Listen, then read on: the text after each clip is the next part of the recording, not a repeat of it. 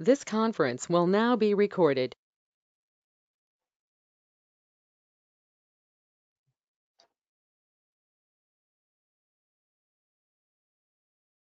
Good evening, everybody. Good afternoon, right? Good afternoon. Can you hear me? Yes, I hope sir. you can hear me. Okay.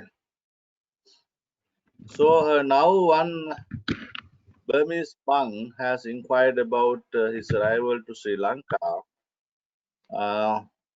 Still, we have no idea about that.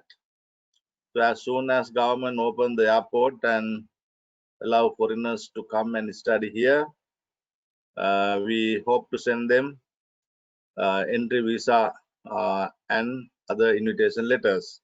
So maybe another 1, 2, 3 weeks they have to wait until the government decide it. So please, until that you can join with us through this GoToMeeting system. As soon as we got the news from the government, we will inform you to come. Don't worry about that. We are also waiting for you to come here, all of our foreign students. I hope now Sri Lanka corona situation is getting better. Schools are going to open very soon. So universities will also be open very soon. So we can meet soon. Until that, please wait. So today, MABS 52, History of Indian Buddhism. That is the course unit we are going to learn today. Actually, I and Professor Oliver Abenaik jointly do this. Unfortunately, Professor is not well these days, so maybe I have to do all the topics. So I will inform you later. So these are the topics. These are the topics. So last time I started 11. What is the background for the origin of Mahayana schools? That is what I discussed last time. So I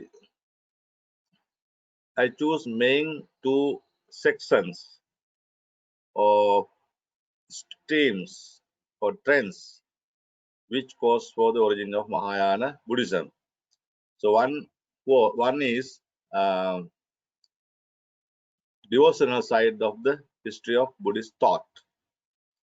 Devotional side, actually, it is a Buddha Bhakti. Second one, other one is philosophical side of the history of Indian Buddhist thought. So these are the two streams I am going to discuss, pointing as the reason or background for the origin of Mahayana schools. Actually, when we discuss these two areas, we are discussing from the beginning of the Buddhism, from early Buddhism, sectarian Buddhism. So all the syllabus is covered by these two areas. But later, I'm going to discuss one by one, except these three topics. So until that, you have to understand, we overall discuss about the background for the origin of Mahayana schools. This course unit is not much difficult, but the area is very wide. So for the exam, maybe we can decide or select some topics at the end of the course. But for our knowledge, we can discuss as far as possible, selecting these course topics. So regarding the assignment, still I could not decide, because very recently professor said he might be able to participate the course. Maybe he cannot come to do the lectures, Then very soon I discuss with him and tell you or write this topic list, 2 assignments. Then you can write these days and submit me as soon as possible. As you know, 40 marks are allocated for the 2 assignments, 2020. Your presentation also highly required. So you know the system show how many students came here, participated, what are their names, email address, and all these things are here. So we can mark your attendance. We can mark your attendance. So everybody should participate.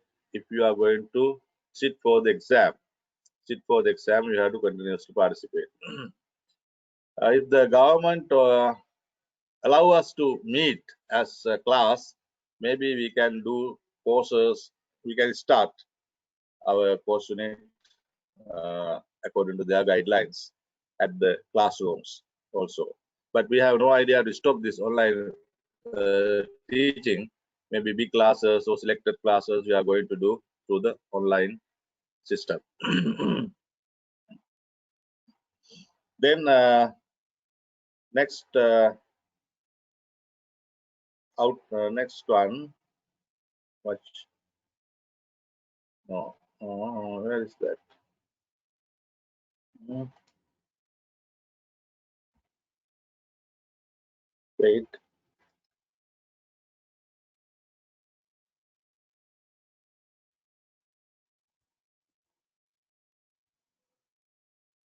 I oh,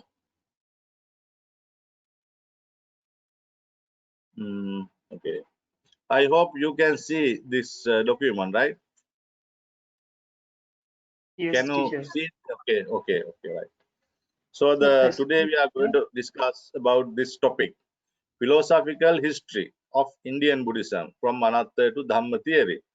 Last time we discussed religious history or bhakti history or what are other terms we can use, devotional part of the history of Buddhist thought from Buddha's time to Mahayana schools. So today we are going to discuss philosophical side. So that is the most important part when we're going to understand the Mahayana schools. Because what happened in the history of Buddhist thought? So we are going to discuss early Buddhism, sectarian Buddhism, and the Mahayana Buddhism, then Mahayana schools, namely Madhyamika and Yogachara. So this is the Buddhist history. So we have two areas we are going we selected. One is devotional or religious side. Other one is philosophical side. Today we are going to discuss about the philosophical side. So the second, this is the basic introduction. I don't know how to put this there. If I go do that, maybe I'm afraid I'm going to make problem again. I don't know. It's okay. It's okay. We can do like this.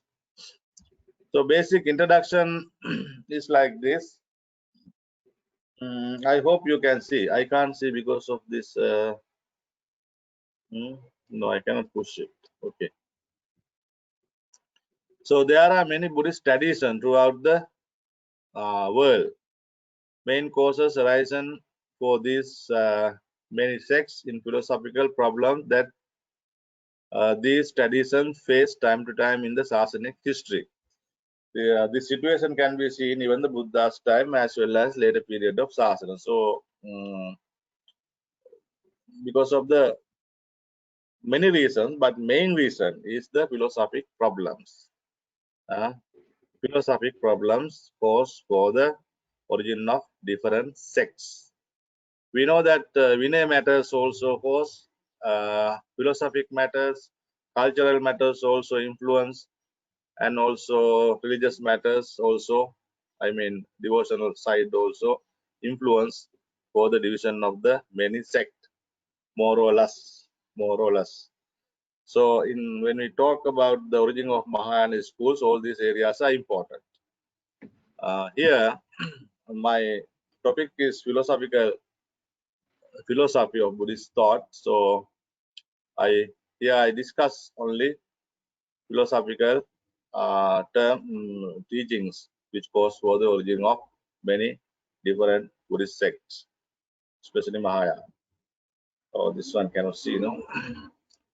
Mm, you see here, section 1. Now we are going to discuss about the early Buddhism. We have to start from the early Buddhism. We are going to talk about the Mahayana schools, but we have to start from the early Buddhism. This is the history of Indian philosophy, Buddhist philosophy.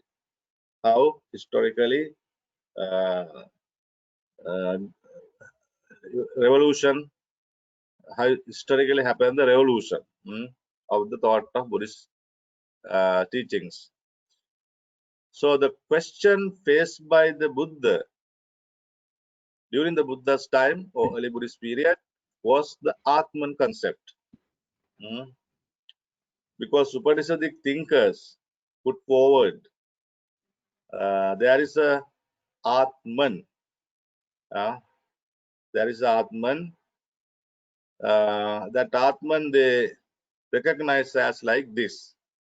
Atman is an entity having the specific qualities of firmness, nichang, dhruva, permanency, eternality, avinashi. Some terms they use that to show that it is eternal, unchangeable, destructible, eternal, destructible, and also material nature of matter, nature of matter also related to matter, material part also there. The Atman has material part. So that Atman is they explain that after death that Atman will not die. That is the Kathopanishad. This Sanskrit quotation meaning is after death this Atman will not end. It migrate throughout the samsara. So they also recognize or identified Atman as a thumb size physical substance. That is the problem. Thumb size physical substance. You know the meaning of thumb size, right? Thumb is this one, your finger. So there is a Atman in your body, thumb size, like this finger, transmigrating this life to next life. Angushta Matran, Sanskrit term is that Atman is like Angushta Matra. It's like this thumb size. So that is why in the Payasi Sutta, I mean Sangara Payasi Sutta of the Majjhima Nikaya, he tried to the King Payasi tried to see that because the Upanishad thinkers taught it is a material one related located near the heart. After death of a person, it go this from this body to another body or another person. So in that sense, King Payasi wanted to see it, so he did many experimentations regarding that. Finally, he cannot see any of the material Atman dying person. So this concept was the main problem that Buddha faced in philosophical side. So then Buddha understood that there is no other like that Upanishadic thinkers taught. Upanishadic thinkers taught. Then Buddha said, this yadanichang tang dukkhang, yan dukkhang tadanatta, netam mama neso hamasmi nameso attati. This quotation I took from the Mahavagga-pali Nidana. There are so many places you can see this. But this is Buddha taught for the first time to the five ascetics, so that is very important. Mm, so meaning is, what is impermanent, that is suffering. What is suffering, that is void of the self or no soul. What is void of the self, that is not mine, not it. It is not myself. There is nothing to be taken as I, my, and mine.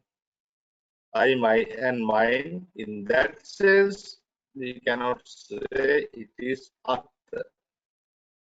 If one will say it is Atma, that should be according to our wish. According to our wish. If it is not according to our wish, it is not Atma. If you,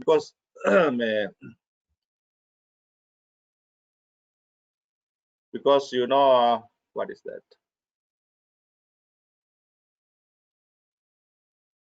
There is something wrong. No. Wait.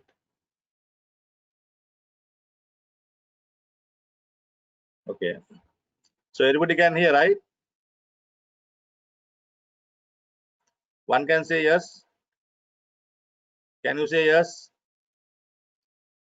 Everybody can Yes, hear me, right? yes, yes, 3J. Everybody can see my document also in the web screen, right? Yes, 3J, yes. Okay. So this Pali terms is very famous. You have to learn this. You have come here to learn Theravada Buddhism, no? So this kind of small places you have to learn by memory with the English translation. That is very useful in future. So this is the what Buddha said, that there is no Atta. There is no Atta. Why it is not? We cannot say it Atta, because the thing that we say as Atta is not according to our wish. According to our wish. That is why Anatta. Then the Anatta. Buddha pointed out, no, there is no Atta, so Anatta within the five aggregates. To denote there is no Atta, Buddha analyzed the individual in five aggregates. That is very famous one. Everybody knows this. Actually, this is I am going to remind you. We many times in our academic life we learn five aggregates and Atta, Anatta, Anicca, Dukkha. But before we go to the Mahayana origination, you have to remind all these historical situation. That is why I am going to do this. Otherwise, I know many of you know this. So, Buddha said that Buddha analyzed Panchakanda, five aggregates, and pointed out this rupa can be taken as I, my, and mine. Then everybody say, no, it is not according to our wish, so we cannot take as it I, my, and I. So in that way, Vedana, Sanya, Sankara, and Vijnana, all five aggregates are impermanence. Then suffering, then no Atta, Anatta. So Buddha used the system that three signata or three characteristic to point out there is no Atta. That is the basic thing we want to understand at first, to get rid of the Michaditya of Brahmanic society or Vedic thinkers. Otherwise, difficult to move other step. So Buddha said no Atta, only five aggregates are there. Each none of none of any five aggregates cannot be taken as Atta. Then there are four other such analyses. You know, in our early Buddhism, we can see to denote the Atta, to denote that there is no Atta. Buddha pointed out in many analyses in Pali discourses we can find. Among them, famous five are here. Famous five. Five means the five aggregates also. All these are here. So, Nama Rupa. You know that Professor Y. Karunadasan has written a very small book called Dhamma Theory. Dhamma Theory. Very small book published by the BPS in Kandy. This book is available in many libraries, even in our library. He pointed out these uh, five analyses here. Nama Rupa is one. Everybody knows Nama Rupa analysis. 6 elements, also we know that. 6 elements, dhatu. We know 6. Patavi, Apo, Tejo, Ayo, Akasa, Vijnana. Then the 12 bases, Ayatana. I and the organ and the object of the organs. I object the rupa or a picture like that. So all together, here 6 elements.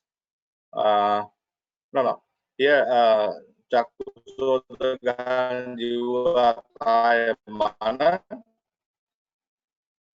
Or one.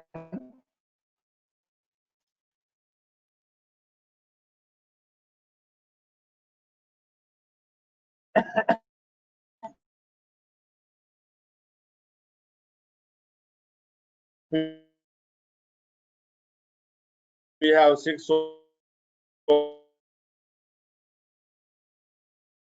organs. Then the objects are 6 all together, 12 bases.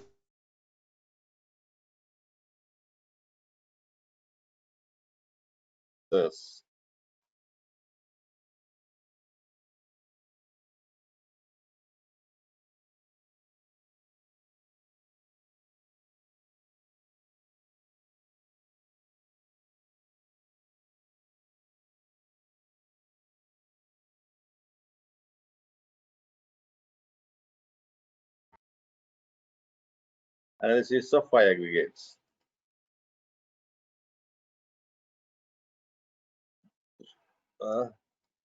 Altogether 5 now, no?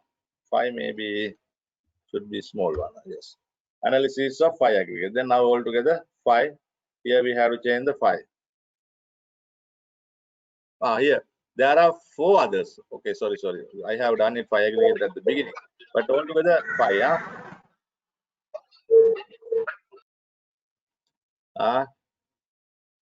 Someone open the speaker, want to ask something? I don't know. Okay, now here. These 5 types of analysis are done for different purposes. One of main objective of this analysis is to bring out there is no soul. Buddha sometimes use this 5 analysis, not mainly deny the Atta concept, maybe for another purpose, but basically, base of this analysis is to deny the Atta concept. That is the important thing. So then the very important step now we are going to discuss. If there is no Atta, how thing exists? That is the problem Buddha faced. Buddha said no Atta because all the karma, rebirth, result of good and bad karma, many things, and samsara, and also end of the samsara mean how to say it, nirvana according to Upanishadic thinkers. All these big culture and philosophy based on Atta. When one person says there is no Atta, all these things are collapsed down. So such a persons for Buddha's time were the materialist, substantialist, who deny the rebirth. They said there is no karma, result of good karma, bad karma. No, there are so many teachers over there. among the Satsastru, 6 main teachers of the Buddha's time, 6 teachers. So they are materialists. Most of them are materialists. So they deny the Atha concept, but they fell into the one end called annihilationism, materialism, substantialism, like that. But Buddha did not fail that end. He said no Atha, but he explained there is a rebirth, karma, and samsara. That is the unique of the Buddhism. That is the how to say, that is the significance of the Buddhism. How Buddha did that? Through the dependent origination. Through the dependent origination, Buddha explained everything exist. Karma, rebirth, memory, all things are happening according to the system of dependently arising. Or paticca samuppada. There are so many terms. Causality, no? Causality. Some people use causality also. I don't know it's a correct term, or some people say it's not 100% correct. Causality, dependent origination, so many terms. So that is the very beauty of the Buddhism, I think, Buddhist philosophy. Buddha rejected the, but he did not neither fell into materialist side, and also he did not fell into eternalist side. Those who accept the Atta, they are eternalist. Eternalist. The Atta goes to the end and unite with the Brahman. That is the eternal situation. But Buddhism deny both eternalism as well as annihilationism or nihilism. Or otherwise, in other words, Buddha denied or refused materialist view as well as eternalist view. That is very important. Most of the God-centered religions are eternalist. They believe eternal God. They believe eternal God. So God is eternally in the heaven or somewhere else in the space. Time to time send messengers for the human world. Though they are eternalists, and soul also eternalist. You know, one time this is a small gossip I am going to tell you. Very big bishop in our country, very well educated, his PhD in Canada, well educated and old bishop. And he participated one conference in Austria. So while we were talking in the night, he told me, Reverend Sir, for me it is difficult to understand Buddhist teaching of anatta. How can Buddhism reject the atta? It is very difficult for me to understand as a religion and a philosophy. I highly accept the atta concept put forward by their soul. They said soul, Christian side. They believe also soul. How can I'm very difficult for me to understand that. Then I said, Bishop, 100% clear for me, there is no atta according to the Buddhist teaching. Then he surprised. Then we had this small discussion. That is the understanding of different culture, different philosophy. So God-centered religious, most of the God-centered religious are also eternalist group. They believe Atta, eternal God, eternal Atta, etc. But Buddhism, not like that, not materialist, material side, and also eternalist side. Buddhism, that is why we say that the middle path, middle path. So Buddha explained all the existence according to the dependent origination or paticca samuppada in Pali term. Sanskrit we say pratitya samuppada, Pali we say paticca samuppada. Now early Buddhism is written in Pali, so we have to use the term according to the Pali paticca samuppada. Okay, now we are going to the next one. So you see that eternalism is very important. eternal God send messengers to human world. That is very important when we are going to discuss the Mahayanic teachings. Because later we can see our religious side of the Buddhist history moving forward to that side according to the Indian religious influence. So at the beginning, you see the pure Theravada Buddhism. Theravada, some people said later developed. Anyway, early Buddhist teachings are very clear.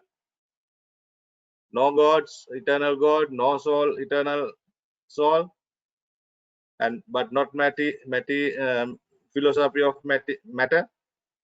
No eternalists. So very clear, and also in dependent origination. Later, they further discuss some concepts coming look like out of the dependent origination.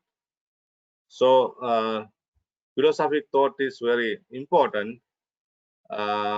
History of philosophy of Buddhism is, especially the Mahayana side, when we talk, the dependent origination is very important.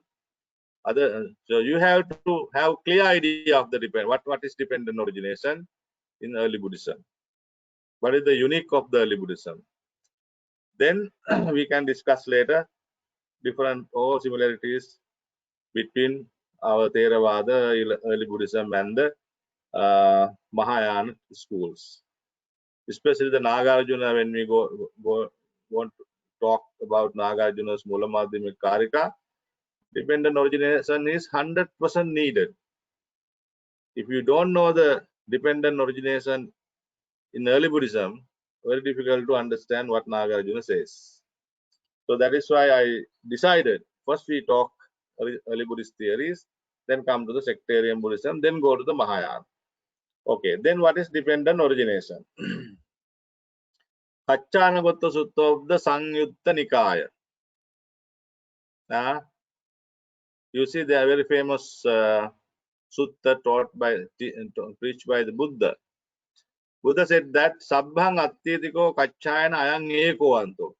I also request you to learn this Pali quotation with the English translation by memory, because many of your answer script in examinations you have to write this, because this one is very special saying of the Buddha, especially Buddhist philosophy. So you can input this kind of small quotations in your answer scripts, then it looks very glorious, look very, the teacher will think, oh, this student is very clever. He will give you more marks, So you have to try to learn at least. If you cannot all, I know Chinese and Vietnam, some maybe very difficult to remember all these sentences, but you can learn some important words of this quotation. Sabbang attitiko kaccana, kaccana or kaccana, should be kaccana. Kaccana, sabbang attitiko kaccana, ayang ekowanto, sabbang attitiko ayang dutiyowanto. Everything exists is one extreme. Everything exists, it means eternalism. Everything exists means eternalism, like Atha, eternal gods, etc. This is one extremes or one end. Another term is end. Sabbang natitiko kaccana and dutiyowanto. Second end is nothing exists in the world. Nothing exists. Nothing is exist. Nihilism, annihilationism. After death, everything finished. But Buddha said, not resorting into these two extremes. Without resorting into these two ends, Tathagatas preach Dhamma. Tathagata teach doctrine by the middle path. You see, so the middle path is very important. So the way of Buddhist thinking is the middle path, or causality or Paticca Samuppada. I remember when I was studying in University of Wales in England, 2012, we had a small chat with many foreign students. One British student asked me, Venerable, what is your philosophy, understanding of religion? One Indian man also, okay, so many other countries. The others also said, my understanding is this and that. I remember one person said, I believe science. I think according to the scientific way of thinking. I like it. I know it. Some person said God. I believe God. God created everything. So my system is God. Then that boy asked me, Reverend, what is your idea? Then I said, causality. Very one word, causality. Then everybody surprised. Don't you believe God? Then I said, not eternal God.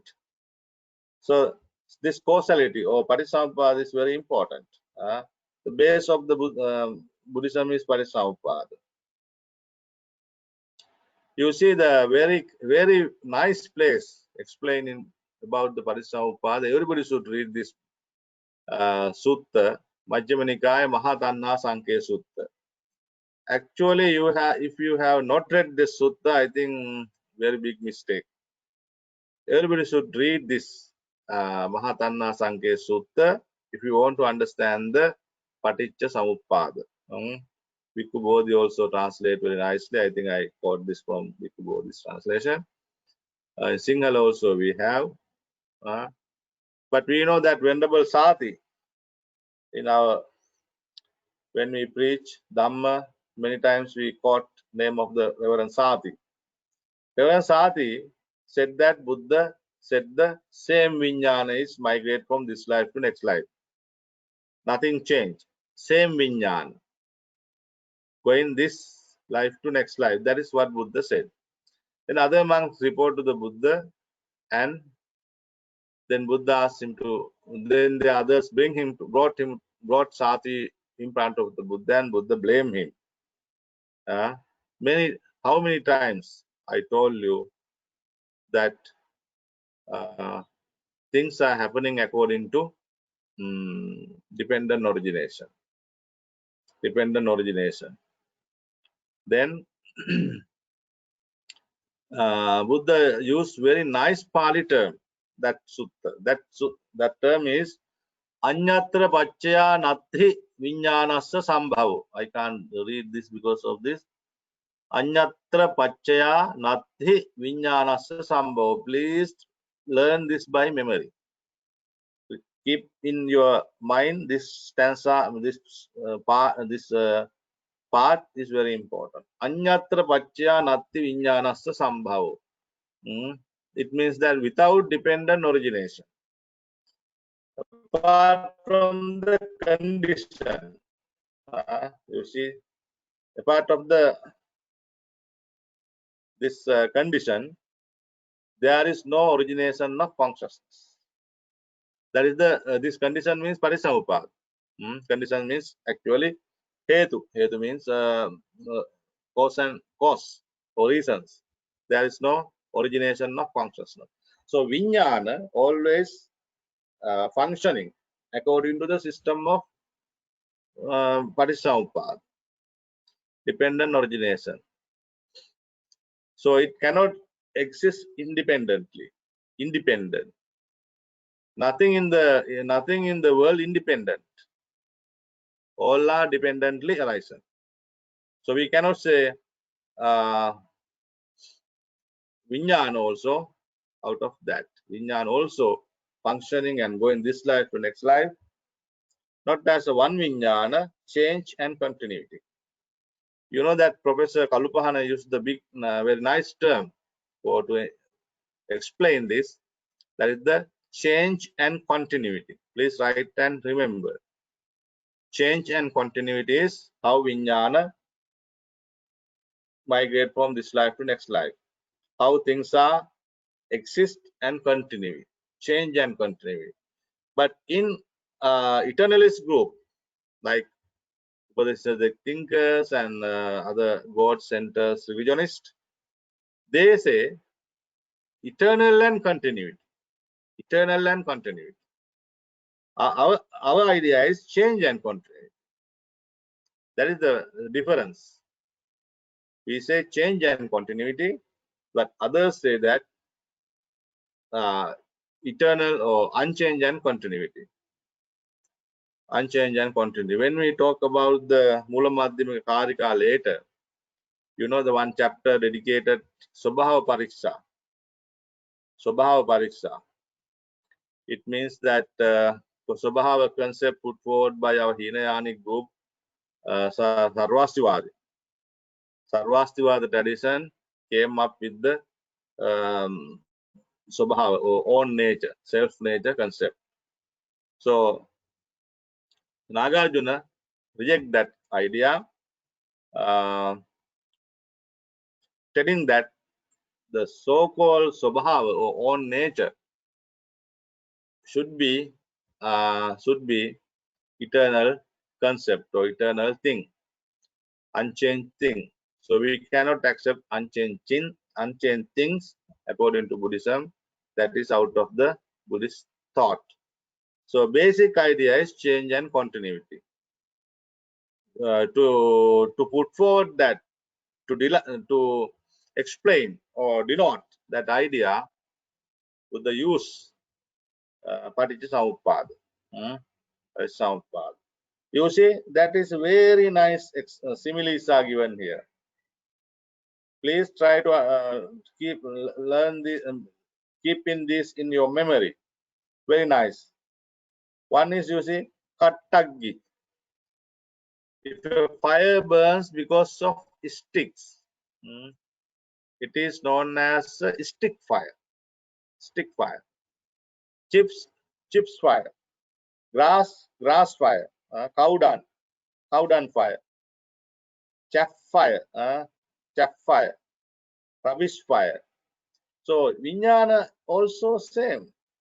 When Vijnana arises with the help of the eye, with the Rupa and eye, we say it eye Vijnana, Chakku Vijnana. Sound, Sota Vijnana. So Vijnana is always changeable and continuity. Next life also. So we cannot say same Vijnana, one Vijnana. Vijnana always like changing, but continuing. So this system, very difficult to understand some people because they need eternal and continuity. Actually later, main problem arose because of this, how things exist. Buddha said change and continuity over Samuppada, but the later other some monks questioned that if they change, there should be something other things. If not change, that's the same thing. That is the whole Buddhist philosophy based on that question. After the demise of the Buddha, especially. Even here also, if no other, it means change.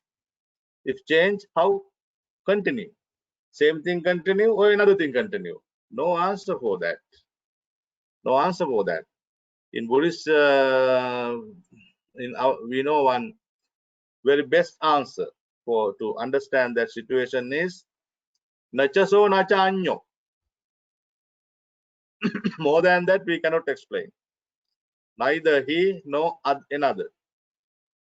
Nacha so nacha anyo. Neither same vijnana nor another vijnana. That is how we can explain by our words, to our words. Beyond that, difficult to say. Same vijnana or another vijnana. Part of vijnana or little of vijnana. Or so many questions asked if we deny that. But we can explain that vijnana migrate from this life to next life. We cannot say exactly how it is happening, but we can say that neither same vijnana nor other vijnana. That is only maximum level of we can explain of the function of the vijnana in early Buddhism. So that is the, then you understand that Vijnana is not same Vijnana. It's a different, not totally different, but not the same. That is the thing that we should understand regarding the Buddhism, but later monks spoiled that. They need more explanations. They were not satisfied with that. They had some new theories. That is why sectarian Buddhism came. That is why sectarian Buddhism came, sort of philosophic thought. Okay.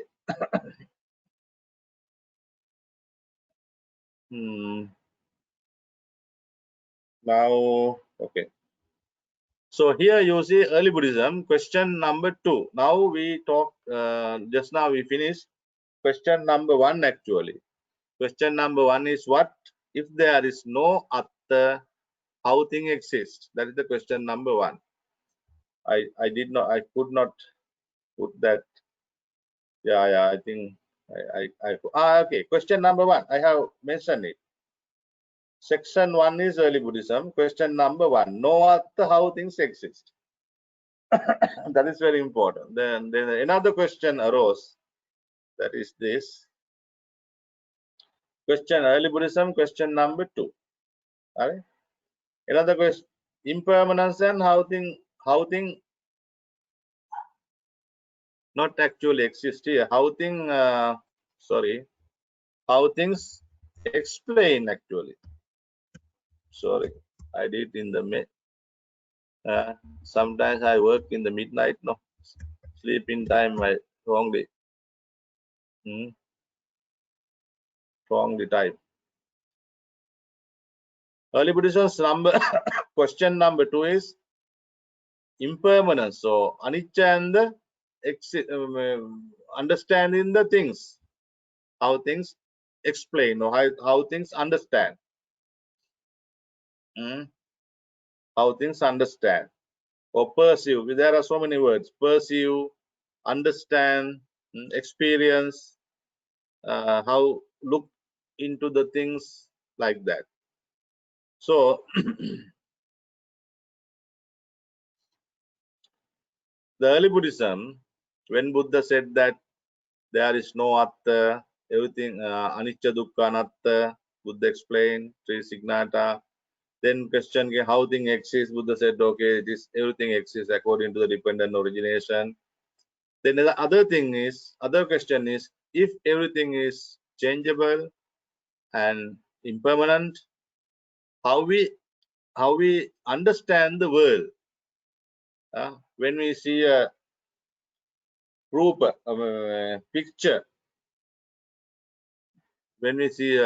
picture, then how we understand picture is anicca, I also anicca, no? Picture also change, I also change. So picture also change, I also change. Then how can we understand outside world? Always change world we understand? Or can't we understand the world as it is right now? The philosophical question arose later. But early Buddhist period, monks did not argue like that.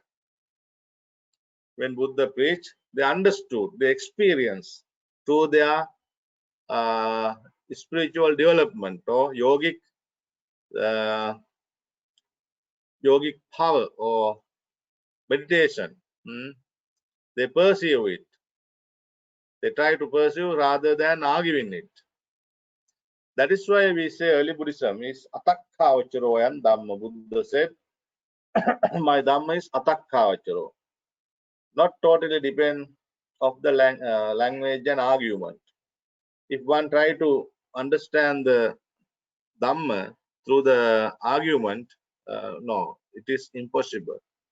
There is a big part you to have to experience by your own organs, by your own organs. So that is why Buddhism reject the logic up to certain, but Buddhism does not totally reject the logic. Buddhism accept the useful of the logical explanations, but not totally. Sometimes logical approach are not always correct. Truth is always logical. Buddhism accepts truth is always according to the logic. There's a logic in the truth, but through the truth, not always can reach the truth. Through the logic, not one cannot reach the truth always. Sometimes mislead. Logical forms are mislead sometimes to other way. So you have to be careful.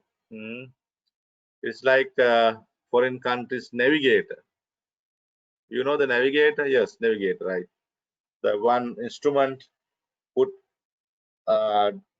put in the desk of the car, front desk of the car. Then when we want to go one place, we put the address. Then navigator give the directions. Turn your left, turn your right, go straight 500 meters, like that. That's a navigator.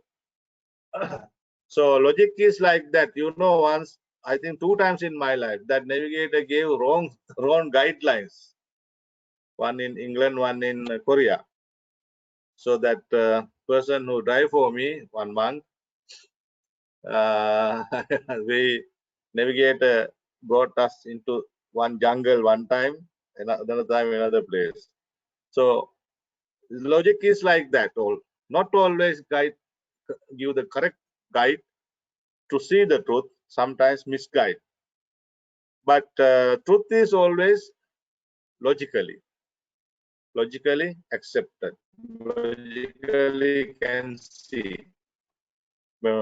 Logical truth is always truth based on always logically format. But always we cannot reach the truth based on logical forms. That is the Buddhist Buddhist understanding of logic and also language. Logic always based on language, no. So that is why Buddhism says atakka vacharo and dhammo. This dhamma is not logical forms, not logical forms, not actually not always logical forms. There is something out of the logical forms. So Buddha's time they try to understand the world by their sensory perception. Argument is very did not much accepted. So they understood the truth and attained the nibbana. So now you can see in early Buddhism there are 2 main questions, right? One is if there is no other, how the things exist. What is the things? Karma, rebirth, memory, all these things, right? Everything, how it exists. Answer was dependent origination. Then the early Buddhism, another question is if the things are impermanent, how can we understand the outside world? When we see the picture and when we understand there is a process. There is a process. Yeah, there is a process. I have not mentioned it here. You know, in Madhupindika Sutta, very famous sutta of the Majjhima Nikaya, Chakkuncha paticca rupecha uppajjati chakku viññānaṁ tinnang sangati passo passa vaccaya vedana yang vedeti tang sanjānāti yang sanjānāti tang vitakketi yang vitakketi tang papanceti tang yang papanceti tato nidānaṁ purisāṁ saññā saṅkā samudācaranti. That is how we understand. There are so many steps we have to pass after seeing the picture. When we see with our eyes, when we see a picture, until we understand and grab it, there is a process. So for this process, there should be a time. There should be a time. So then that during that time, even a small time, even a very small time, very short time, that picture also picture change as well as I also change when we understand the things. So question is later asked sectarian monks, oh, how can we understand that? We always experience the change world, not world as it is. I also change, Rupa picture also change when we understand it. So why we can't be experienced as right now, like that? So many very subtle philosophic questions raised by later sectarian Buddhist period. Regarding this, early Buddhism very clear, they refuse the argument-based approach to the advice. You will see through your meditation, through the development of your mentality or spiritual. That is how early Buddhism explain how things understand. Okay, section number 2, Hinayana sectarian Buddhism. Now 1 o'clock. You want to continue or need break 5 minutes? We'll continue, sir. Okay. Excuse, sir. Okay. If you give any, okay, if you give any assignment or some homework, can you please send us in email also, because somebody they will miss the class. Somebody will not be able to attend the class. Okay. Actually, I have now MABS 52. Still, I did not decide assignments. Assignments, but other things. Now, still we are doing my topics actually. My topics mean number 11, 12, and 13. For that, I am always sending documents. These documents I send our office send to you. Send to you. I don't know which the person missed the document like that. Normally, I send necessary documents. Give me 1 minute.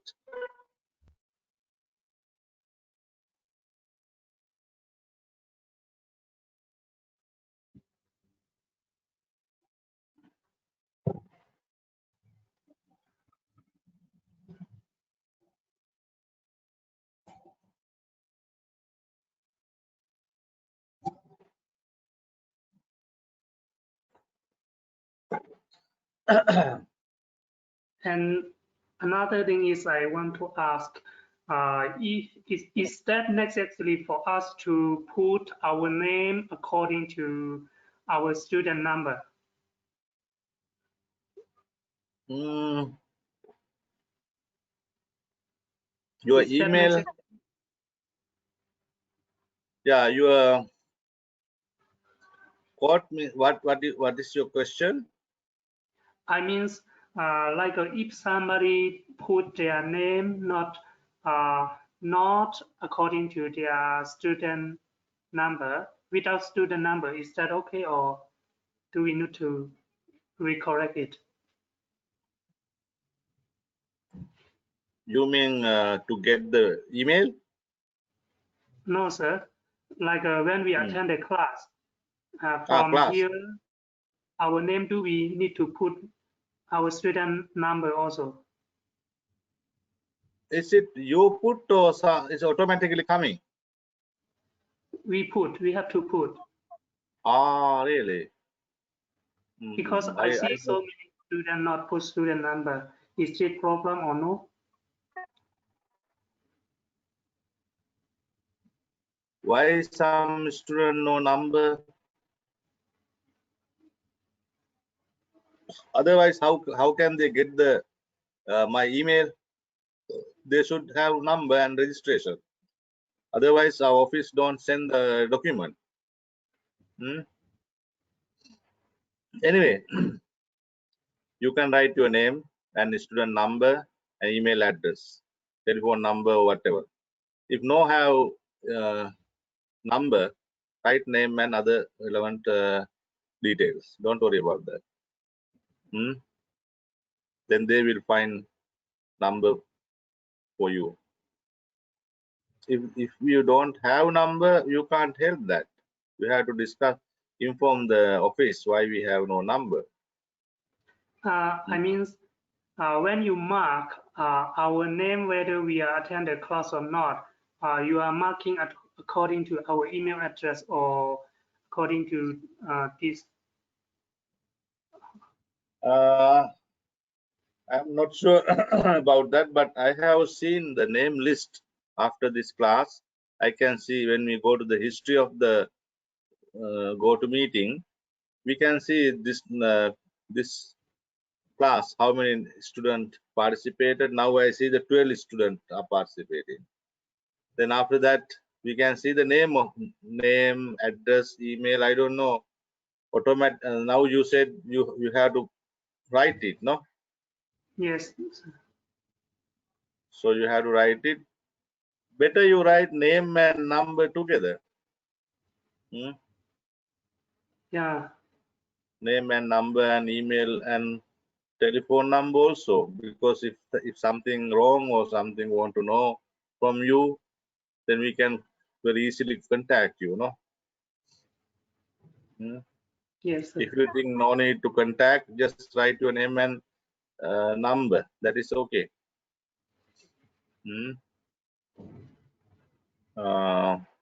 It is depend on you. But time is there, no? How long you were in the class. That is how we understand that you participated.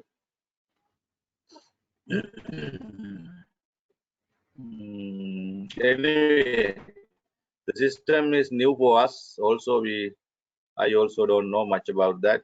You have to write you have to show your attendance. So you better write name, number, if possible, email address, and telephone also. Yes. According to computer machine, I see so many people, they don't use their street number. I think some are their nickname, not their real name. I think. That is problem. Yeah. They should write their registered name. Okay, I will discuss with my staff and put a notice or send email which name and which number and which thing we want, right? Yes, teacher. Okay. What they expect, I will ask our registrar and tell you, send you email. Okay, can we continue? Yes, sir. Section 2, Hinayana Sectarian Buddhism. You know that now we are going to discuss Hinayana Sectarian Buddhism. We know after Second Council, Buddhist sects started to exist. It means that after the 100 years the demise of the Buddha. Second Council was held after 100 years of the demise of the Buddha. First Council was held only 3 months later of the demise of the Buddha. When Buddha passing away, 3 months later, called the First Council. Second Council 100. So early Buddhism means it has so many interpretations, but now we can't help that. We have to think that before Second Council, or within Buddha's time until Second Council. So after Second Council, Buddhist sects are started. So we know that councils. I think later we may discuss about councils with little details. The second council, we know, totally discuss about the Vinay matters. Discuss about the Vinay matters. But contemporary time, there were philosophical matters also. Philosophical matters and also religious side. I mean, bhakti or emotional matters also occurred. But main focus or main attention was given to the Vinay facts for the second council. So,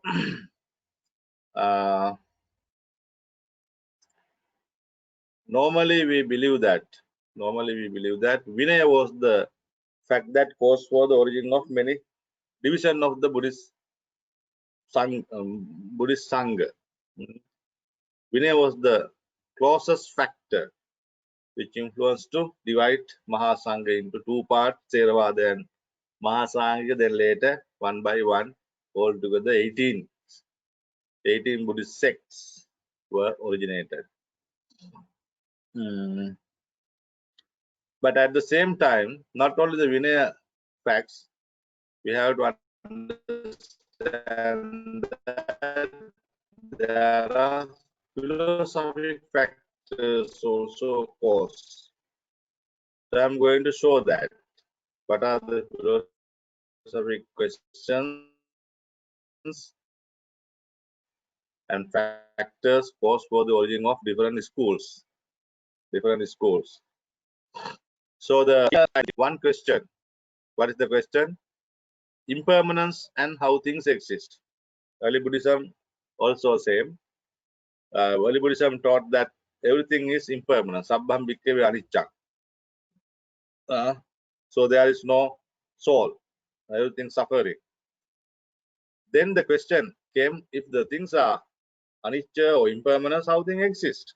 The question just very few minutes ago I discussed. That question actually arose by the sectarian Buddhist period after the second council. Not the Buddha's time Buddhist monk, they did not try to do that, The sectarian Buddhism after the second council, different Buddhist monks, scholar group, they try to reinterpret the Buddhist teachings. They try to look into the Buddhist teachings according to the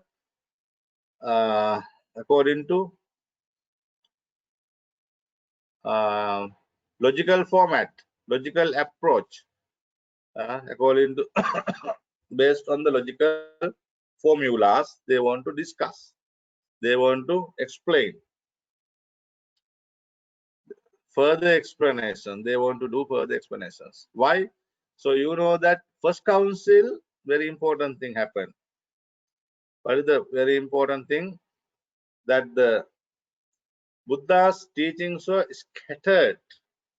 scattered when Buddha passed away. Most of the teachings are preserved in the memory of Venerable Ananda. Is the great attendance of the Buddha. Always with the Buddha, so he knows so many teachings with the of Buddha. Then the Vinaya matters were mostly with the Upali, Venerable Upali. So all these scattered teachings, mainly these two, but 500 monks together, Arahant actually, all are Arahant, 500 Arahant. So you know Venerable Ananda, last moment become an Arahant. He was a very educated monk because he got chance to listen Buddha's preach very often. Even Buddha preach when Venerable Ananda was present, then he has to come back and preach again it to the Ananda. Ananda is, today I said, doctrine like this. So in the first council, that scattered teachings were collected and put into basket. Digha Nikaya, Majjhima Nikaya, etc. Five baskets, Vinaya separate baskets. Then given to group of Buddhist monk.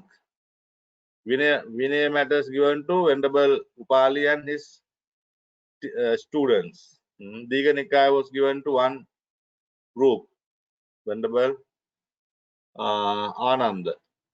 Majjhima Nikaya, like that. Sariputta was given Sariputta's disciples. Muggallana like that. So they have to learn these things by memory. There were no writing system actually. Until Sri Lanka write Tripitaka in palm leaf, before that in the history, learn by memory. Everything keep in memory. So they recite and learn and keep in memory. Recite and memory. That is how the Buddhist monks preserve the Dhamma. So after first council, that Dhamma group and given to group of monks to look after that main basket or books. Then there were the Bhanaka traditions, reciters. Bhanaka tradition originated. What they did, they have to their main job is read every day, recite and keep in memory. So while they are doing this, they think about the teachings. They like to explain the Buddha's teaching and arguing each other. Some person asks, how can it be happen? Then the main argument arose among themselves is, if the things impermanent, how things exist? Buddha said according to the Parisampada, but how can we understand it? Further, they thought that need further explanations.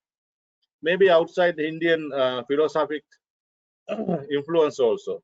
Indian philosophy also influence maybe.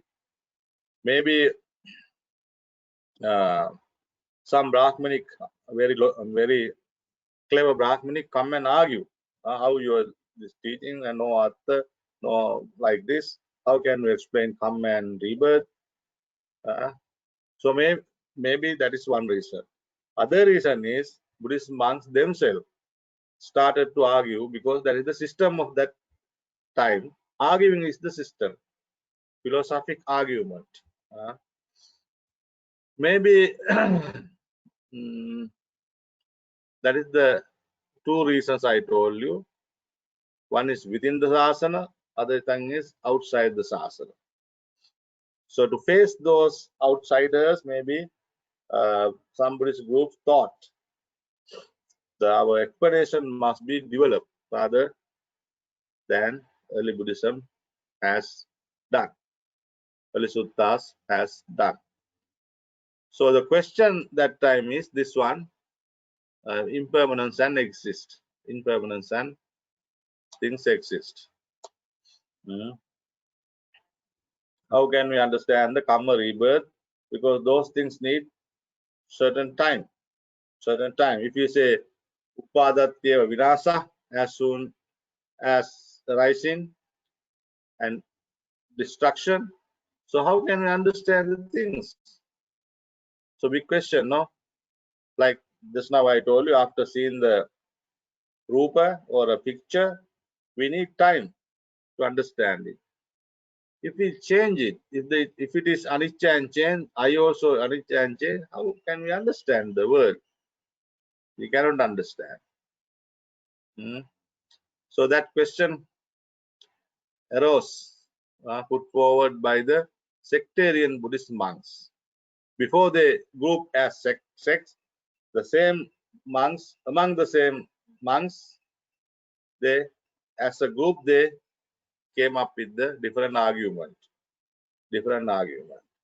You see, we can remember what we have eaten in the morning, now 1 o'clock. Even our childhood things we remember, no? If the things change always, if the thing impermanent, how can we still remember that? Buddhism says change and continuity. Change and continuity. So things totally change, half change, or little change, or change and coming again back. It is not clear to the Parisampada. It's not clear. So further explanation to Paticcasamuppada, further explanation to impermanence and the exist needed by the time of after second council. Buddhist monks needed that explanations. So Hinayana time, section 2. Then question is this. Then the first group, most probably first group, Pujjalavadins. Pujjalavadins, a group of Buddhist monks, Hinayana Buddhist monk.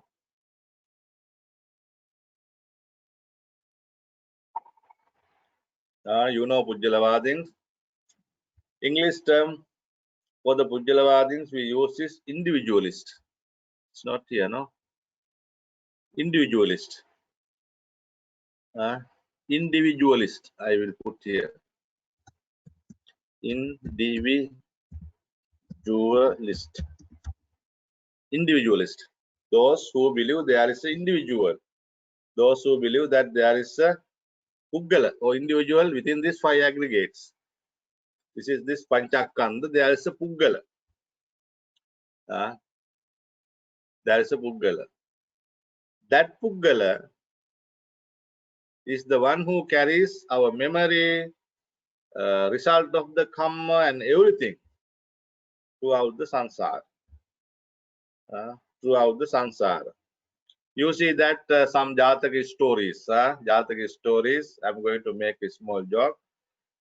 Sometimes Buddha repeat, Buddha said for some incident, maybe very long time ago incident in the samsara, how he met Yasodhara at that time.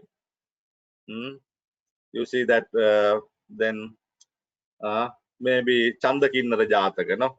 You know the famous Jataka, Chandakinnara Jataka.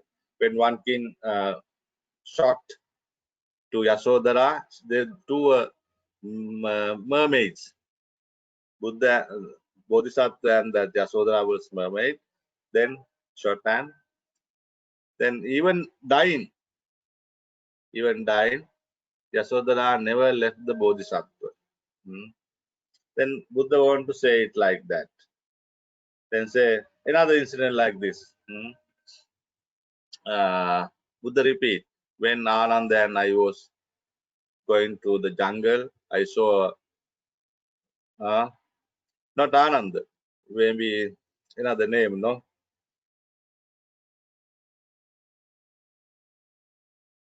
How to say it? As example, we can say Mangala and Subhadra, 2 friends were traveling to the jungle. Then one lady was singing in the beside the water pond. Then we talk and they fell into love and they have sons and daughters. After that, some sort of things happened. Then they both of them went to jungle. Nice stories telling about 2 young man and young lady, and also young man and young friend. Then Buddha joined. That young man is me. That young friend is this my helper Anand. That young lady is this Yasodhara. So that one happened long time ago. So one monk's question, if not the same Puggala is here as a Buddha, how can we understand that? How can we understand that then that samsara? How can we understand that story, Jataka story? That Mangala and this Buddha is the same. There is a Puggala. 5 aggregates are changed. What early Buddhism said. 5 aggregates are anicca. What Buddha said. Buddha said 5 aggregates. Rupa, Vedana, Sanya, Sankara totally change. Anicca. They accept that. Okay, that is true. We accept. But there is something called Pujjala within that 5 aggregates, within or out of 5 aggregates, related to 5 aggregates. That Pujjala is the one who carried that relationship before 2000 years lives and this time life. right? So the relationship between Pujjala and fire aggregate is like fire.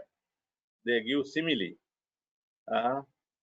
Fire and the fuel. Fire and the fuel. Here, fuel and fire. Fuel and fire. Fire is not out of the fuel. Fire is not out of the fuel and also not within the fuel. So related. So Pujjala also not out of the fire aggregates as well as not within the fire aggregates. Related to fire aggregates. So that is how they explain Pujjala. Then you see here, they use Buddha's one sutta, Sangyutta Nikaya Bharahara Sutta. One of the sutta preached by the Buddha, Bharahara Sutra. Here this sutta explains that there is a two person, Pujjala and five aggregates. Buddha said there is a Pujjala and also five aggregates. In English term is burden and burden carrier. Burden and burden carrier. That's very good terms. You have to remember. Burdens and burdens carrier. Burdens means five aggregates. Burden carrier means that Pujjala.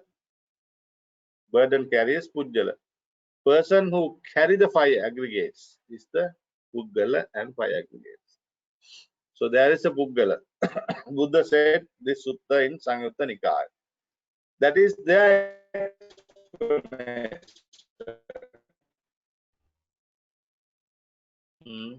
But here Buddha did not mean that out of special situation, a special person, what how Pujjalavadin says within the five aggregates.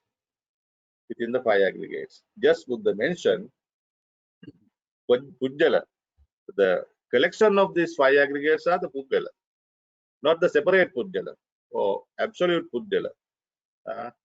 But these Hinayana group individualists, they developed that as others understood absolute Pujjala, unchangeable Pujjala, unchangeable Pujjala. Otherwise, 1000 years ago incident cannot remember this life.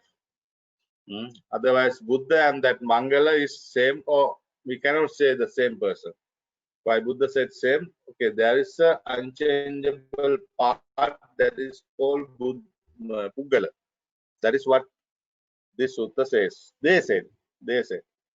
But our understanding is this is about five aggregates. Here Buddha talk about the burden and burden carrier, five aggregates and the Pujjala, but not in that sense. The sense is group collection. Heap of five aggregate is the Pujjala. Nothing mean that out of special or absolute Pujjala within five aggregates. So here the words, Pali terms, Katamoja Bhikkave Baro. Baro means burden. Panchakandhatissa Pachariya. Then say five aggregates are the burden. Baraharo. What is the Barahara? Burden carrier. Burden carrier is Pujjala. So very nice sutta you have to learn. Keep in your mind the important words. Pujjala is individual. That Pujjala carry karma and rebirth also, that Pujjala face, everything they put into the Pujjala. Then they find the solution very easily if impermanence, but things are happening according to the concept of Pujjala. That Pujjala carry everything. That Pujjala memory, keep in mind everything. Five aggregates are changeable. Anicca dukkha anatta is okay. But this Pujjala is the one who carry all these things throughout the samsara. So they very easily find solution for the question of if they are if the things are impermanent, how things exist, that question, right? They easily find the question. Answer is Puggala. Five aggregates are impermanent. That is correct. But at the same time, I want to tell you, these groups ask whether your Puggala is absolute or not. They say, like, we cannot answer it. We cannot answer. Then when we read the Kathavattupakarana, all these sectarian views are discussed. Then the Theravada group, Vibhajyavada group asks whether your so-called Puggala is eternal, absolute. They say, no, we don't say it is absolute. So no absolute, no, we don't say either. We don't say non-absolute also. So all these questions are avoided by them. They don't answer. Then our group, Vajjavada group, say, no, according to your explanation, this is absolute Puggala you are talking. Unchangeable Puggala you are talking. Buddhism cannot take such a concept. You are like heretics. You are heretics. You see the words Vibhajyavadin used against the Pujjalavadins. You are antas charatirtaka. Inside heretics. Inside means Buddhism. In the Sasanic heretics. Sasanic heretic. Heretics within the Sasana, not outsiders attack. You destroy Buddhism. Bringing this kind of Puggala concept, you bring the soul concept again in another form to the Sasana, which Buddha rejected in early Buddhism. They were blamed like that. Then to find the answer, Theravadins, Sarvastivadins, Autrantikas also came forward. These are Pujjalavadins' idea is very bad. It's not the real Buddhism. Their Puggala concept is harmful to the Buddhist philosophy. It is more exactly similar to the Atta concept, but term is the different. They are talking also unchangeable thing called Puggala, though they said it is not absolute. So many arguments, interpretations arose against the Pujjalavadins. At the same time, these groups also try to answer that question. What is the question? Impermanence and exist. Impermanence and how things exist. That's the question. They also wanted to find solution for that. So Theravadins also faced that problem. They also wanted to further explain individual. Now they also wanted to explain and point out how things exist. So Theravada Abhidhammikas, last time I couldn't tell you, we use the term Abhidhammikas or Abhidhammikas. It means that Sarvastivada Abhidhammikas, Theravada Abhidhammikas, Sautrantika Abhidhammikas. Sautrantika normally they don't accept Abhidhamma, they only accept the Dhamma Vinaya. But some records point out that they also had Tripitaka. They also had Tripitaka. They had also Tripitaka Dhari position in the Sautrantikas. So what they said, it is not preached by the Buddha. Abhidhamma was not preached by the Buddha, but they had Abhidhamma Pitaka. I don't know, sir. So anyway, so Abhidhamma monks are the Abhidhammika's literature are the source that discuss about the new concepts, new theories. Because by the time of the sectarian Buddhism, after the second council, Dhamma Vinaya is completely completed. Dhamma Vinaya was completed. So new books introduced as Abhidhamma Pitaka, not Dhamma Vinaya Pitaka. So that is why we say Theravada Abhidhamma sources or Theravada Abhidhammikas, those who wrote Abhidhammika books. Sarvastivada Abhidhammikas. When we say Theravada concept of this, that is correct but very wide. That is correct. Theravada idea, Theravadins. So here we put Theravada Abhidhammikas. After Dhamma Vinaya completed Abhidhammika's explanation.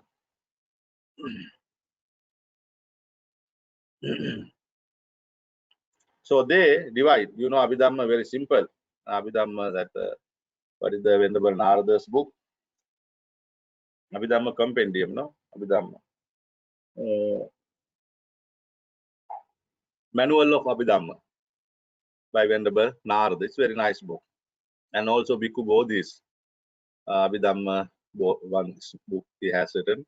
Those books are very good. Kalupahana, Professor Vaikarnadasa's book, Dhamma Theory, those are very important. Actually, Professor Vaikarnadasa's book is very critical. Dhamma Theory book, very small book. Better everyone should read and try to understand that book. Very important, very brief. All these are explained, especially Theravada concept, Theravada understanding. So the Abhidhamma divide, no? Chitta Chesika Rupa Nibbana. Chitta Chesika Rupa Nibbana. Chittang Chetasikang Rupang Nibbana. Whole world divided into four things: individual and the matter, Nama Rupa. Individual and the world. Individual and the world divided into four groups. Chitta Chetasika Rupa Nibbana. Chitta Chetasika Rupa Nibbana. It's a very famous division. Sarvastivadins also doing similar one. Sautrantikas also have similar one. Theravadin only four divisions. So, and said that those are the paramatta. That is the important thing. They said chitta paramatta, chaitasika paramartha, rupa paramartha, nibbana paramartha. Before we had paramartha only one nibbana. We never said that others are paramatta. That is the problem later arose in Abhidhammic tradition. At the beginning, first Abhidhammikas who compiled the books at the beginning, they only mean that paramatta means maximum explanation, maximum data of the things. We cannot provide more than that, data more than that. By the using of the words and through the logical forms, we can explain up to that level. Up to that level. What is that level? Chitta can explain in one way 89. In 89. And Rupa is 52. Rupa can explain in 52 parts. Can explain. So that Vaikarnada says these are maximum data, maximum analysis. That is the first Abhidhammika's explanation.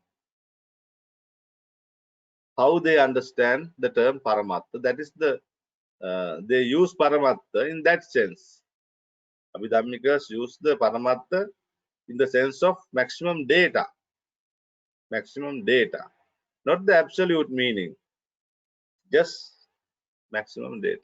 But commentators, later Abhidhammikas, I put here commentators, maybe can hear. Theravada, later Abhidhammikas, they misunderstood this term, Paramatta. That is how Vaikarnadas explained. They said that maximum analysis or maximum divisions maximum part of the things which can divide maximum like material part. So maximum divisions, that in that sense they said that paramatta, use the term paramatta. You see, there is a substance which is not divisible, like paramanu, no? Atoms. When we divide, ultimately atoms cannot be divided.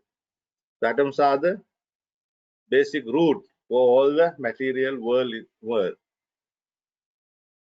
In that way, how they explain, but Abhidhammikas did not use Paramattha in that sense, as Karnadasa sir said. Beginning Paramatthikas who compiled the books in the beginning of the Abhidhammic period, they did not mean that second meaning. Commentators meant that. So that is why it means that unchangeable part when we divide things and stop in the unchangeable part of the things. In other words, the 89 chitta means chitta can divide into 89 pieces, unchangeable pieces. Rupa can divide into 52 unchangeable parts. Chitta Chaisik also same. So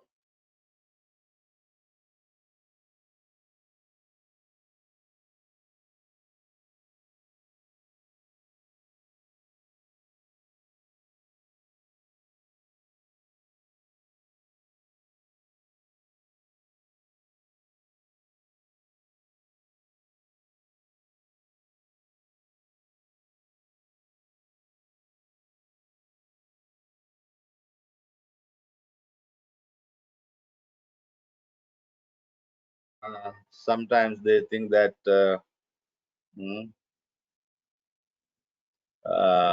it is trouble for them. It is trouble for them, difficult for them. But you can read the books and collect. Very famous saying. So the term aviparita is very important. Aviparita means unchangeable, unimpermanent. Aviparita. Paramo uttamo aviparito atto paramatto. So aviparita means unchangeable. Paramatta has unchangeable. Paramatta means unchangeable. So they use Paramatta in that sense. So that means that then they further explain, the late Abhidhammic further explain, where is that? Further explain that it is not here, that there is an unchangeable part of everything. Unchangeable part of everything. As example, when we say salt,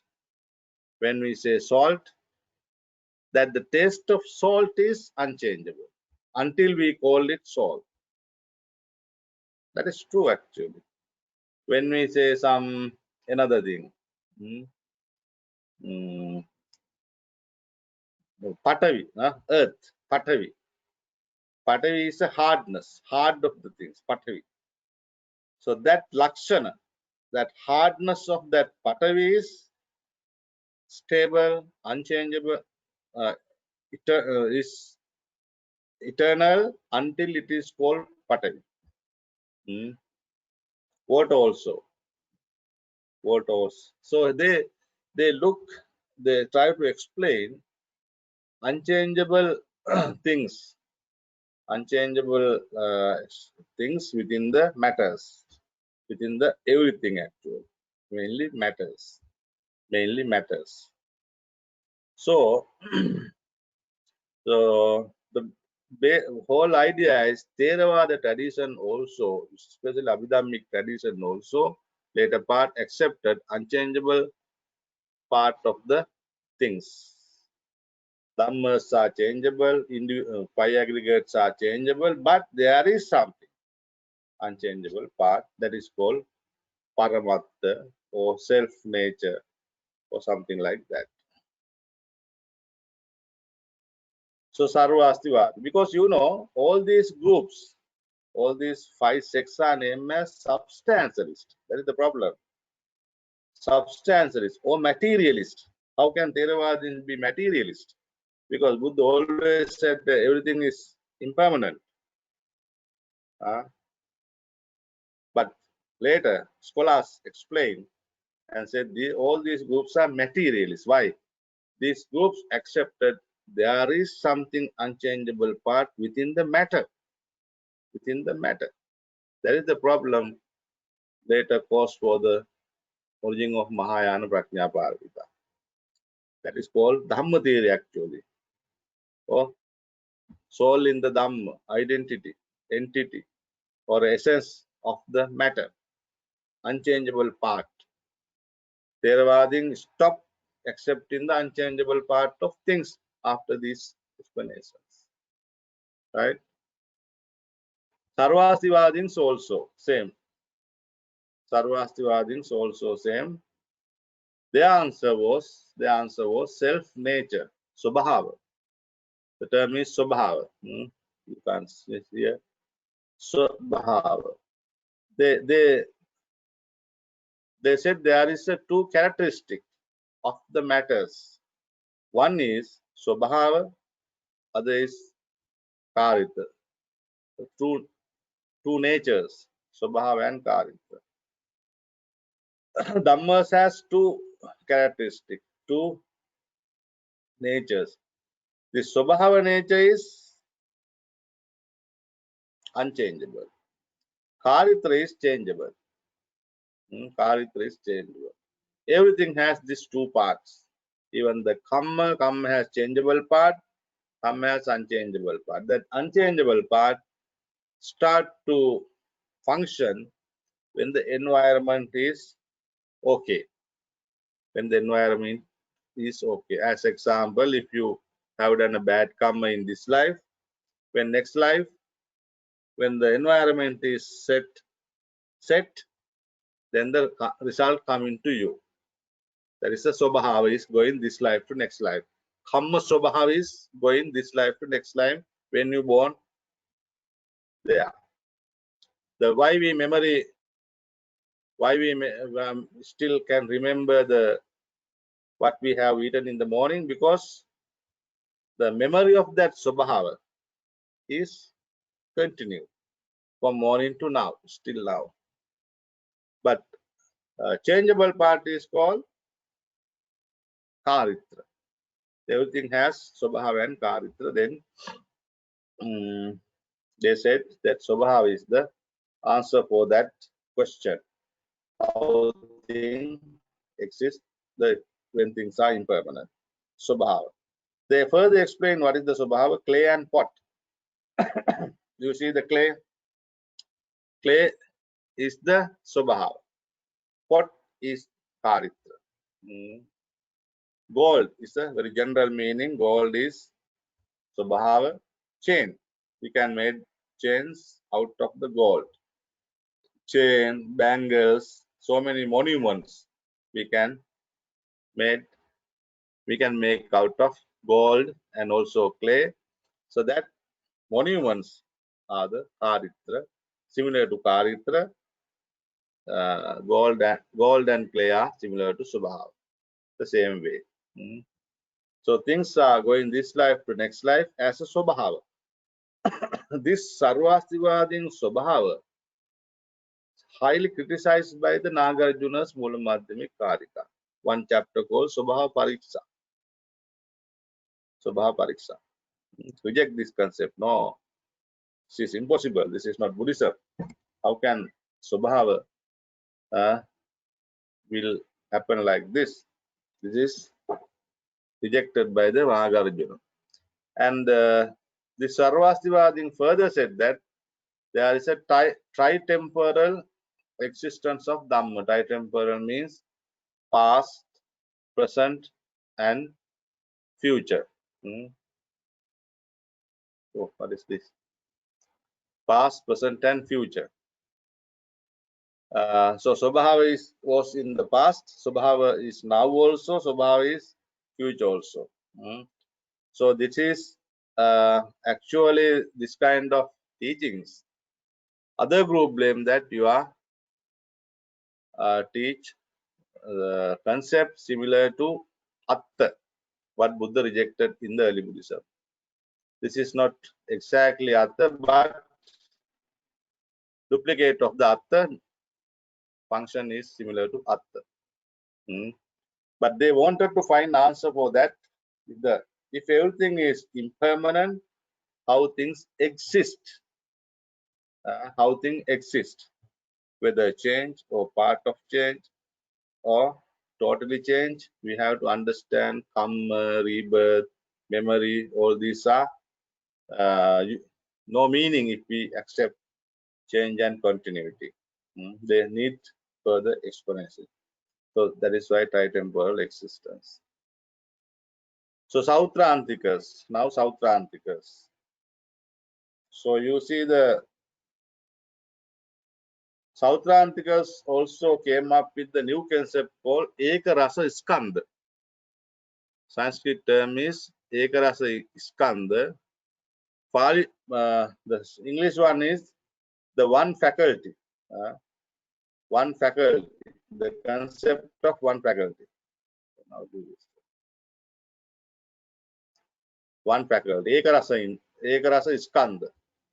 The one faculty.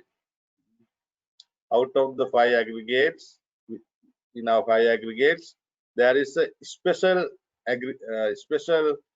skandha means actually organs, indriya. That's a special organ within our body. It is called ekarasa skandha. That skandha migrate this life to next life, carrying all these karma, memory, rebirth, all these things. And also they explain that there is a bija concept, seed of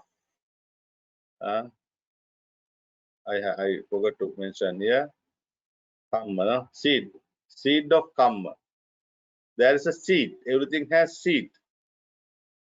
That seed also going with this special organ called one faculty. One faculty.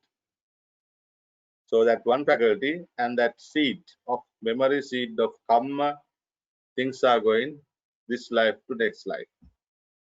So that is how the existence is happening. They introduce new concept like Ekarasa Skandha, one faculty organ. So that is how they solve the question of impermanence and existence. The answer was this. Then the question, okay, now the question number 2. This is sectarian, the period is sectarian Buddhist period. During the sectarian Buddhist period, we discuss 2 questions. One is impermanence and how things exist. Second one is impermanence and how understand the things. How can we explain the things? How can we understand the things? Because that things always change. When we understand the things, how can already change? I think I have told you this earlier. Chakkunja padicca rupeja uppaji chakku viññāna. So it has a long process. No, I picture with the association of these two. So chakku viññāna is arise. So to that way they our understanding, sensory perception is happening that way. The early Buddhist monks, they understood it by their own experience, but this time, this sectarian time, these Buddhist monks try to argue each other and try to understand, try to explain with logical format, with philosophic thinking. So that is why they create so many different views from each other. What are the views they created based on this question? Okay, these are the theories they question based on this. Sarvastivadi. Sarvastivadi introduce, there are four moments. Uppada, Sthiti, Jarata, Nasa. Uppada, Sthiti, Jarata, Nasa. You know, Uppada, Sthiti, Jarata, Nasa is very famous. Uppada is rising, Sthiti is staying, Jarata is changing, Nasa is destruction.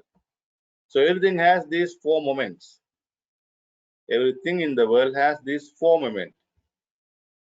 Rising, staying, changing, and destruction. Everything. When we see a picture, picture has rising, picture has staying, changing, and I also has. I also rising, staying, changing, destruction. So when the both these are parallelly happen, I and picture are parallelly happen these four moments.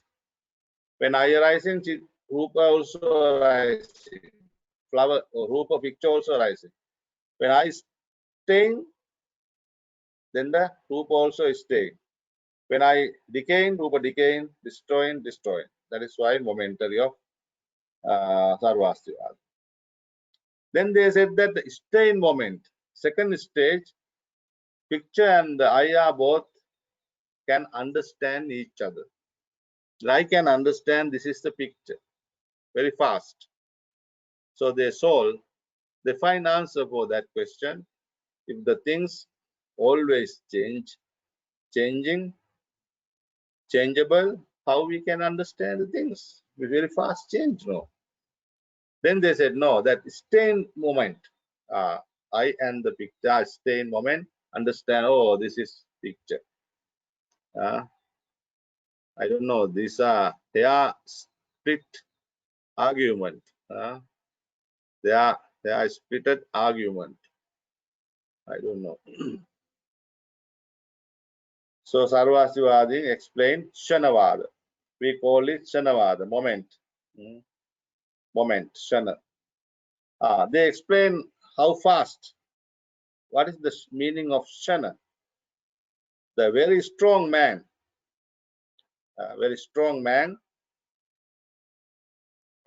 do a snap. You know the finger snap?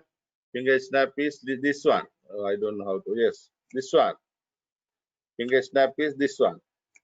Okay, two fingers, put 10. Not a weak person like me. Strong man, very healthy man, doing snap, finger snap. That time divide into 100 pieces, 100 times. So one of the 100 division of that man's snap time is the shana. Very, I don't know where did they find this simile to explain the shana. But very, very small time means very fast time. It's very small time is the shana. So rising, staying, decaying, and destruction is such a four moments.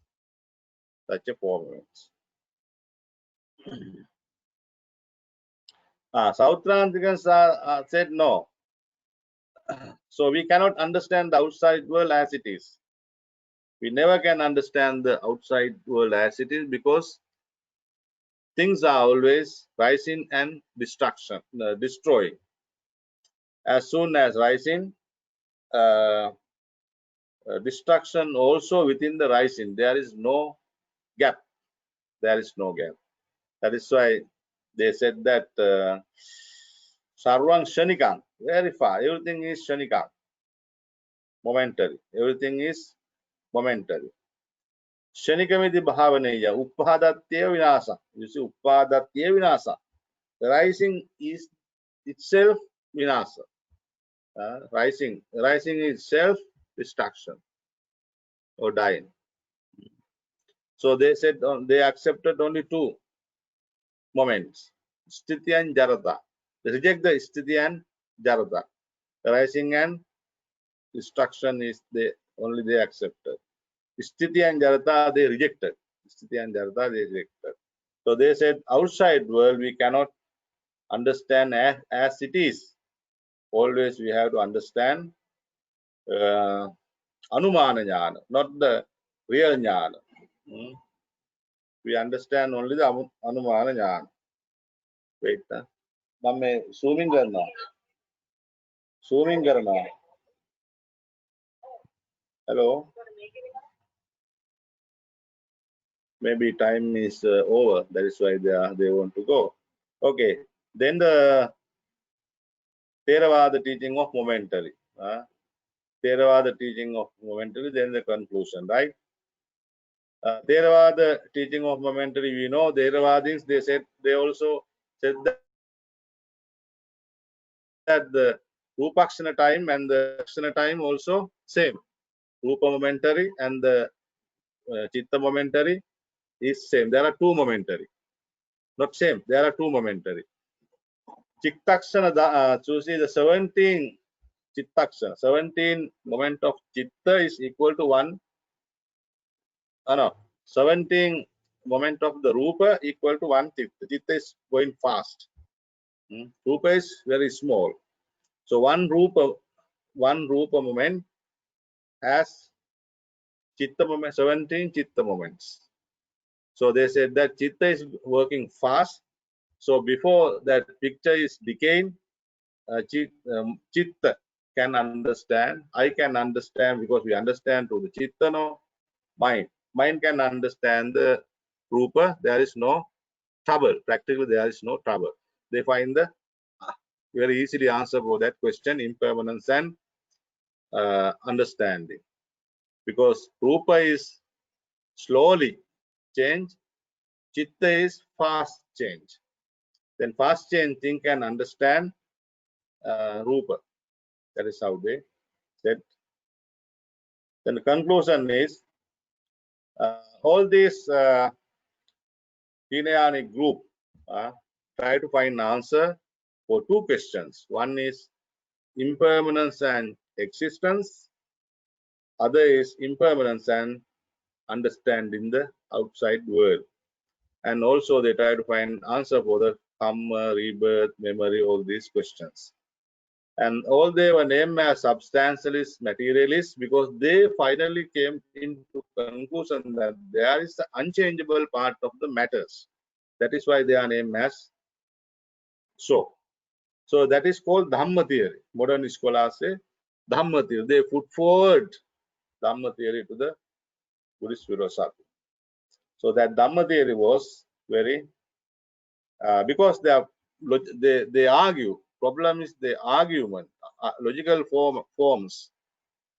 They find answers with the logic.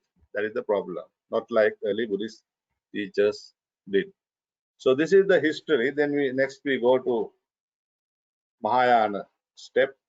Now you understand the philosophical changing happened within the early Buddhism and the sectarian Buddhism. So any question, then we can finish the lecture.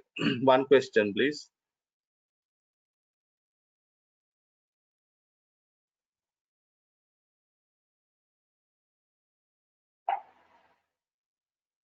Okay, no question. So thank you very much for your participation.